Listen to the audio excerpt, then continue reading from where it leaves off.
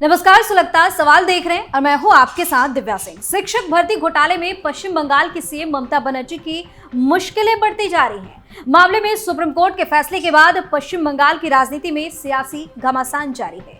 एक तरफ supreme court के आदेश को बीजेपी और अन्य विपक्षी दलों ने बड़ा मुद्दा बना लिया है और सीएम ममता बनर्जी से इस्तीफे की मांग हो रही है, तो दूसरी तरफ अब ममता बनर्जी को सुप्रीम कोर्ट से नोटिस जारी किया गया है, जिसके बाद टीएमसी में हलचल मची हुई है।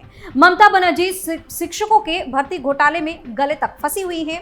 पश्चिम बंगाल सरकार को कोर्ट की कई बार फटकार भी लग चुकी है। चारों तरफ से गिरी ममता बनर्जी की इस हालत पर तमाम तरह के सवाल सुलग रहे हैं। क्या शिक्षक भर्ती घोटाले में फंस गई ममता? एससी के फैसले पर टिप्पणी कैसे पड़ी भारी? ममता बनर्जी को क्यों जारी हुआ नोटिस? क्या सुप्रीम कोर्ट के फैसले से डर गई टीएमसी? इन सवालों ने सियासी पारा हाई कर दिया है और टीएमसी में हलचल भी मचा दी है। सबसे पहले बात सुप्रीम कोर्ट के एक्शन की। पश्चिम बंगाल की मुख्यमंत्री ममता बनर्जी को एसएससी भर्ती घोटाला मामले में सुप्रीम कोर्ट के हालिया फैसले की सार्वजनिक आलोचना के बाद अवमानना का नोटिस भेजा गया है। 10 अप्रैल की तारीख वाला यह नोटिस एनजीओ आत्मदीप की ओर से अधिवक्ता सिद्धार्थ दत्ता की तरफ से जारी किया गया। ये घटनाक्रम सुप्रीम कोर्ट के 3 अप्रैल के फैसले के बाद हुआ, जिसमें राज्य के स्कूल सेवा आयोग यानी कि एसएससी भर्ती के दौरान की गई लगभग 26,000 अवैध नियुक्तियों को रद्द करने के कलकत्ता उच्च न्यायालय के फैसले को बरकरार रखा गया था। ये मामला व्यापक रूप से एसएससी नौकरी घोटाला के नाम से जाना जाता है। नोटिस में ममता बनर्जी पर क्या लगा आरोप? नोटिस में बनर्जी पर एक सार्वजनिक संबोधन के दौरान ऐसे बयान देने का आरोप लगाया गया है जो सीधे तौर पर सर्वोच्च न्यायालय के अधिकार को कमजोर करता है। अपनी टिप्पणी में मुख्यमंत्री ने नौकरियों की समाप्ति को चुनौती देते हुए कहा, किसी की नौकरी लेने का अधिकार किसे है, किसी को नहीं। हमारी योजनाएं ए तैयार है, बी तैयार है, सी तैयार है, डी तैयार है और ई भी तैयार है। आप मुझे ये कहने के लिए जेल में डाल सकते हैं, लेकिन मुझे परवाह नहीं है। बनर्जी ने अदालत के फैसले के पीछे एक साजिश का भी आरोप लगा दिया और दावा किया कि इसका उद्देश्य शिक्षा प्रणाली को नष्ट करना और योग्य शिक्षकों को चोर और अयोग्य करार देना है। नोटिस में कहा गया है कि बनर्जी के बयान सुप्रीम कोर्ट के अधिकार पर जानबूझकर, सोच समझकर किया गया हमला है और यह न्यायिक प्रक्रिया की स्पष्ट अवमानना है। इससे उन पर शीर्ष अदालत के फैसले का पालन न करने को प्रोत्साहित करने और फैसले के खिलाफ जनता की राय को प्रभावित करने का प्रयास करने का आरोप लगाया गया है। नोटिस में चेतावनी दी गई है कि इसका पालन न करने पर संविधान के अनुच्छेद 129 और न्यायालय की अवमानना अधिनियम 1971 के तहत कानूनी कार्यवाही और अवमानना कार्यवाही की जा सकती है। राहुल गांधी ने क्यों लिखी राष्ट्रपति को चिट्ठी? वहीं पश्चिम बंगाल में 25,753 टीचर्स और नॉन टीचिंग स्टाफ की नियुक्ति रद्द करने के मामले में राहुल गांधी ने राष्ट्रपति द्रौपदी मुर्मू को चिट्ठी लिखी। राहुल ने राष्ट्रपति से मांग की है कि जो लोग निर्दोष हैं उन्हें नौकरी में बने रहने देना चाहिए। राहुल ने कहा, मैं West Bengal School Service Commission भर्ती घोटाले में हुए इसकी कड़ी निंदा करता हूँ। राष्ट्रपति खुद एक टीचर रही हैं। 25,753 लोगों कई ऐसे भी हैं जो निर्दोष है, उनका इस घोटाले से कोई लेना देना नहीं है। उनकी बर्खास्तगी से शिक्षा प्रणाली और परिवार के लिए मुश्किलें खड़ी हो सकती हैं। उधर सुप्रीम कोर्ट में इसी मामले में सुनवाई हुई। कोर्ट ने स्कूल कर्मचारियों के लिए अतिरिक्त पदों को बढ़ाने को लेकर पश्चिम बंगाल कैबिनेट के फैसले की सीबीआई जांच पर रोक लगा दी। चीफ जस्टिस संजीव खन्ना की बेंच ने कहा, कैबिनेट के निर्णय की जांच सीबीआई को सौंपने कलकत्ता हाईकोर्ट का फैसला उचित नहीं था। हालांकि बेंच ने 25,753 शिक्षकों और कर्मचारियों की नियुक्ति प्रक्रिया मामले की जांच जारी रखने की बात कही है। सुप्रीम कोर्ट ने 3 अप्रैल को इन नियुक्तियों को गलत बताया था। साथ ही कलकत्ता हाईकोर्ट के आदेश को सही बताया था, जिसमें नियुक्तियों को रद्द कर दिया गया था। एससी के फैसले पर क्या बोली ममता? मुख्यमंत्री ममता बनर्जी ने 7 अप्रैल को उन शिक्षकों और स्टाफ से मुलाकात की थी जिनकी भर्ती सुप्रीम कोर्ट ने निरस्त कर दी। ममता बनर्जी ने कहा कि हम कोर्ट के आदेश से बंधे हुए हैं। यह फैसला उन कैंडिडेट्स के लिए अन्याय है जो काबिल शिक्षक थे। उन्होंने कहा कि आप लोग ये मत समझिए कि हमने फैसले को स्वीकार कर लिया है। हम पत्थर दिल नहीं है। मुझे ऐसा कहने के लिए जेल भी डाल सकते हैं, लेकिन मुझे फर्क नहीं पड़ता। सुप्रीम कोर्ट के फैसले के बाद पश्चिम बंगाल बीजेपी ने मुख्यमंत्री ममता बनर्जी के इस्तीफे और जेल भेजने की मांग की। क्या जिम्मेदारी निभाने में फेल हुई ममता? पश्चिम बंगाल भाजपा अध्यक्ष और केंद्रीय शिक्षा राज्य मंत्री सुकांत मजूमदार ने कहा था कि शिक्षक भर्ती में बड़े पैमाने पर भ्रष्टाचार की पूरी जिम्मेदारी राज्य की विफल मुख्यमंत्री ममता बनर्जी की है। सुप्रीम कोर्ट के फैसले ने यह स्पष्ट कर दिया है कि ममता बनर्जी के शासन में कैसे पश्चिम बंगाल में शिक्षित बेरोजगार युवाओं को योग्यता को पैसे के बदले बेचा गया।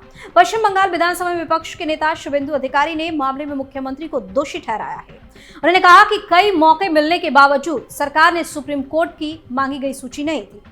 राज्य सरकार 15 अप्रैल तक सूची जमा कर सकती है। ऐसा ना होने पर हम 21 अप्रैल को 1 लाख लोगों के साथ नबन्ना तक मार्च करेंगे। यह एक गैर राजनीतिक लोगों का आंदोलन होगा। वहीं भाजपा सांसद और कलकत्ता हाईकोर्ट के पूर्व जस्टिस अभिजीत गंगोपाध्याय ने कहा कि सरकार ने अगर पिछले आदेश को स्वीकार कर लिया होता तो 19,000 शिक्षकों की नौकरी नहीं जाती। क्यों ममता के खिलाफ बीजेपी ने किया प्रदर्शन? वहीं पश्चिम बंगाल विधानसभा में नेता विपक्ष शुभेंदु अधिकारी ने भाजपा विधायकों के साथ मिलकर ममता सरकार के खिलाफ प्रदर्शन किया। उन्होंने कहा कि ममता बनर्जी को जेल जाना होगा, वो मुख्य आरोपी हैं। उनके भतीजे अभिषेक बनर्जी ने नौकरियों के बदले 700 करोड़ रुपए की रिश्वत ली। केंद्रीय मंत्री और पश्चिम बंगाल भाजपा अध्यक्ष सुकांत मजूमदार ने दावा किया कि ममता बनर्जी शिक्षक भर्ती घोटाला मामले में जेल जाने वाली दूसरी मुख्यमंत्री होगी। हरियाणा के 4 बार मुख्यमंत्री रहे दिवंगत ओम प्रकाश चौटाला ऐसे ही एक मामले में 2013 में जेल गए थे। ममता ने क्या किया शिक्षकों से वादा? सुप्रीम कोर्ट के फैसले के बाद नौकरी गंवाने वाले सैकड़ों लोगों ने सीएम ममता बनर्जी से मुलाकात की। ममता ने उन्हें आश्वासन देते हुए कहा कि जब तक मैं जिंदा हूं तब तक आपकी नौकरी कोई नहीं छीन सकता। उन्होंने कहा, मैं नौकरी गंवाने वालों के साथ खड़ी हूं, उनका सम्मान वापस दिलाने के लिए हर संभव प्रयास करूंगी। मुख्यमंत्री ने आगे कहा कि स्कूली नौकरियों पर सुप्रीम कोर्ट के फैसले से बंधी हूं, लेकिन इस स्थिति को सावधानी और निष्पक्षता से संभालने के लिए सक्रिय कदम उठा रही हूं। ममता बनर्जी ने कहा कि मेरा नाम ऐसी चीज में घसीटा जा रहा है जिसके बारे में मुझे कोई जानकारी नहीं है। क्या 2 महीने का मुआवजा देगी सरकार? सीएम ममता ने आगे कहा कि शिक्षा व्यवस्था को खत्म करने के लिए एक साजिश, एक परिकल्पना चल रही है। कक्षा 9वीं, 10वीं, 11वीं, 12वीं के शिक्षक उच्च शिक्षा के प्रवेश द्वार हैं और मैं शिक्षकों में कई गोल्ड मेडलिस्ट भी हैं। उन्होंने अपने जीवन में बहुत अच्छे परिणाम हासिल किए हैं और आप उन्हें चोर कह रहे हैं, आप उन्हें असक्षम कह रहे हैं। आपको यह अधिकार किसने दिया? कौन यह खेल खेल रहा है? उन्होंने कहा कि रास्ता निकालेंगे और आपके साथ खड़े रहेंगे। 2 महीने कष्ट उठा लो, 20 साल तक कष्ट नहीं झेलना पड़ेगा और उन 2 महीनों का भी मैं तुम्हें मुआवजा दूंगी, तुम्हें भीख नहीं मांगनी पड़ेगी। ममता ने कहा, मेरा नाम ऐसी बातों में घसीटा जा रहा है जिसके बारे में मुझे कोई आभास नहीं है। उन्होंने कहा, हमारे पास कुछ अलग योजनाएं हैं ताकि योग्य उम्मीदवार बेरोजगार ना हो या उनकी सेवा में कोई रुकावट ना आए। साथ ही उन्होंने जेल जाने की बात भी कही। उन्होंने कहा, स्कूली नौकरी गंवाने वालों के साथ खड़े होने के लिए यदि मुझे सजा देना चाहते हैं तो मैं जेल जाने को भी तैयार हूं। शिक्षकों का सीएम ममता पर क्यों फूटा गुस्सा? हालांकि सीएम से मुलाकात के बाद शिक्षकों का गुस्सा भी फूट पड़ा था और उन्होंने कहा कि इस पूरे प्रकरण के लिए राज्य सरकार पूरी तरीके से जिम्मेदार है। नौकरी गंवाए शिक्षकों ने आरोप लगाया कि टीएमसी प्रमुख ने आज एक लॉलीपॉप दिया है, इसका अब कोई मतलब नहीं रह जाता। उन्होंने सरकार के खिलाफ आंदोलन की चेतावनी भी दी। सीएम ममता बनर्जी से मुलाकात के बाद एक शिक्षिका ने कहा कि मुख्यमंत्री, उनकी पूरी कैबिनेट और आयोग भ्रष्टाचार में लिप्त है। उन्होंने कहा कि नौकरियों के बदले रिश्वत ली गई है और इसलिए उन्होंने आज लॉलीपॉप दिया जिसमें कहा गया कि सरकार 25,000 लोगों को स्वैच्छिक नौकरी देगी और मामले की जांच भी होगी। सीएम से मुलाकात के बाद एक शिक्षक सुमन विश्वास ने भी कहा कि राज्य सरकार को जिम्मेदार ठहराया जाना चाहिए। सीएम, उनकी कैबिनेट और आयोग सभी भ्रष्टाचार में लिप्त है। नौकरियों के बदले रिश्वत ली गई और इसलिए उन्होंने लॉलीपॉप देने का काम किया है जिसमें कहा गया कि सरकार 25,000 लोगों को स्वैच्छिक नौकरी देगी और मामले की जांच भी कराएगी। मेरे देश के लोगों से अपील है कि वे पश्चिम बंगाल में जो चल रहा है उस पर गौर करें। मामले में जिस तरह का गुस्सा शिक्षकों में देखने को मिल रहा है उसके बाद आने वाला विधानसभा चुनाव ममता बनर्जी के लिए बहुत भारी पड़ने वाला है। आखिर क्या है यह भर्ती घोटाला?